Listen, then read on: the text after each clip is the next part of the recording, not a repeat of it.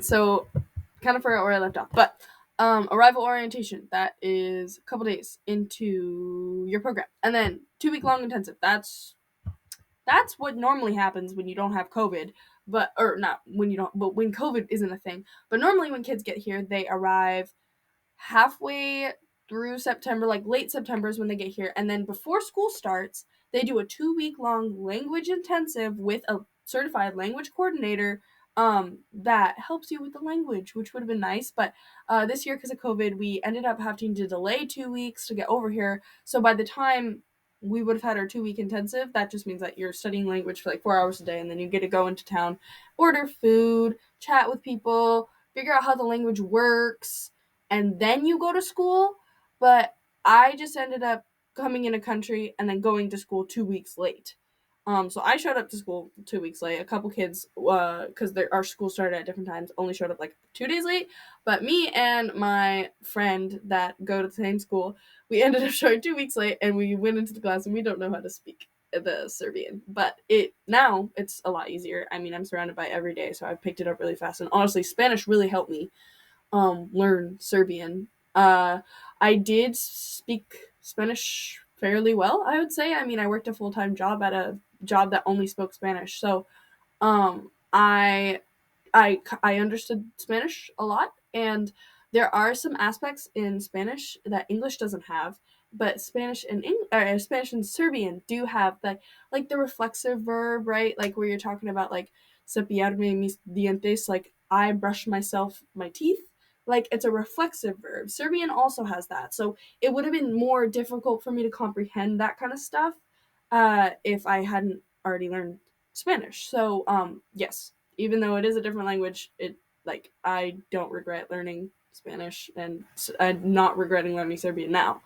And then anyway, so then you're here for 10 months, and then departure, and you have your end of stay. So you do have a departure orientation. So when you come back, I think my departure date to get home is June 8th, but I don't end up getting home till like June 11th or June 15th even, because we have to do a 3 day, like or 2 day, I think, kind of debrief in Washington D.C. So we just hang out in D.C., talk about our experience, and then go home. So it's another 5-star hotel and more food. Yay!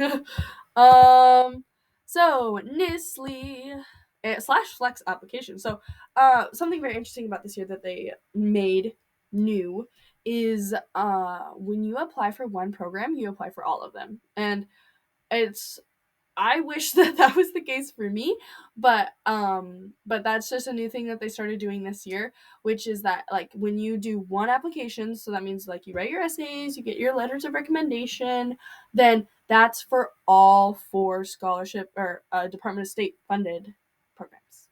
So if you do one application, and they will tell you if you get into either of any 4. So honestly, a lot easier if you ask me, and you get a lot more opportunities. But just kind of stuff that they ask you: personal information. What do you like to do? Have you worked? Do you have any paid jobs, honors, awards? I mean, you'll find this very similar to college applications as well. I'm doing that while I'm over here.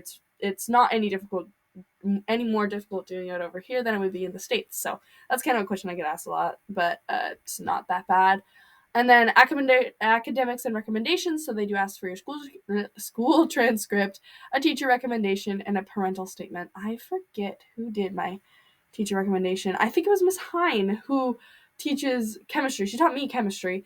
And then I had someone else, but I don't remember who that was. So but anyway, so teacher recommendations, super easy. Um, Short essays, host family, instructor, introduction letter. Oh, I remember that now. And then 2 to 3 max essays. So they were really short essays, and I honestly found that more difficult than writing a long essay, because they ask you a question, you want to make yourself look as good as possible, right? But if there's only one tip I would give you for applying to this, you have to be honest.